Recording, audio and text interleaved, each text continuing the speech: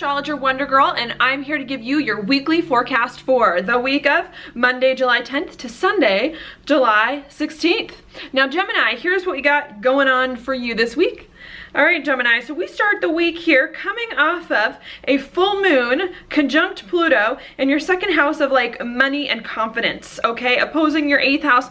I normally say of changes, but can also be of like intimacy and partnerships, kind of deep relationships and figuring out what your true desires are, okay? So I think what you're dealing with over the weekend and into this week is really just trying to step into these changes that you've been making, a life that's more true and authentic to you in some way, and to kind of overcome some hurdles or some emotional roadblocks to really live this life and to be confident in it, okay? Because we do have the sun over here in your second house of money, to be confident in it, to be able to build upon it, and to be able to use more of your gifts and skills and talents in this life that you're creating, okay? So I think that's kind of where you're coming into this week, and having to accept those things and move forward, even though you may be scared or frustrated or whatever about all these changes you've been going through lately, okay? While that's going on, we do have Mercury, which is your ruler, in your third house of communication, especially with people around town. I'm gonna say talk here, making a sextile with Jupiter, okay? This is really pretty because your ruler is in a pretty aspect, which is a great sign for you.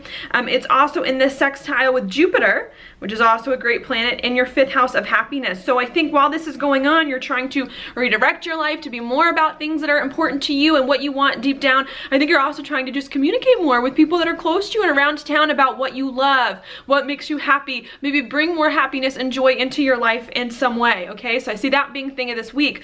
While all that's going on though, this week could be a little slow, it could be a little frustrating at times, okay? And that's because we do have Venus, which moved into your sign. Now, it's a good sign to have Venus in your sign because it can make you feel more pretty, it can make you feel like things are easier to just get what you want and do those kind of things, but Venus is in a little bit of a hard aspect here, okay? Because it is in a semi-square with your second house. So even though maybe you want to build more confidence and you want to have more income and move forward with your gifts and talents and feel super unique, you may feel a little frustrated, you may feel like it's really hard to do those things in a way that resonates with you, because Venus is in your first, making a semi-square over here with Mars in your second. On top of that, Venus is also in a semi-square, and semi-squares are kind of frustrating aspects indicating patience with Uranus, which is in your 11th of goals, okay? So there may also be some frustration too, that even though you want to step into this change, you want to step into this new life, you want to communicate about what makes you happy, that you're really having problems reaching your goals, or they're going slower than expected in some ways, or you're having problems being confident in using your gifts and skills and talents on this journey moving forward, okay? So that's kind of a big theme. While that is happening, we also do have Uranus still in the same aspect here, a semi-square with Neptune in your 9th house of doing something new as well. So I think you're still also frustrated, or sorry, in your 10th house of career.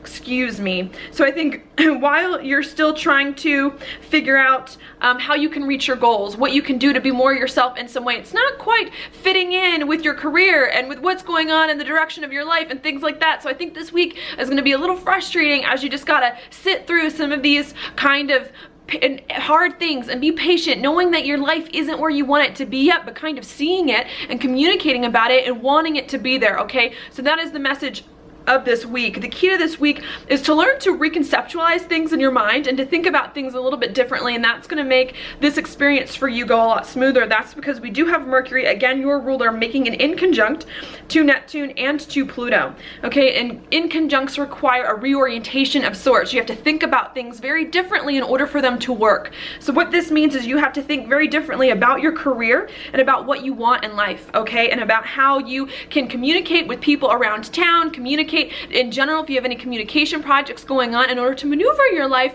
into the way that you want it to maneuver. And you can't rely on these old ways of thinking about your life and these old ways of how your career was working. You have to think of something new. On top of that, the sun is also in an inconjunct with Saturn, which is in your 7th house of partnership. So you're going to also have to think about how you contribute to other people and how you contribute to partnerships differently as well, in order to not feel so burdened by how slow perhaps things are going this week. All right, now that's what I have for you, Gemini. Your card for the week is the High Priestess reverse. This to me indicates you need to listen to yourself. You need to listen to what's going on inside you. Rely on your intuition to get you to where you need to go, okay?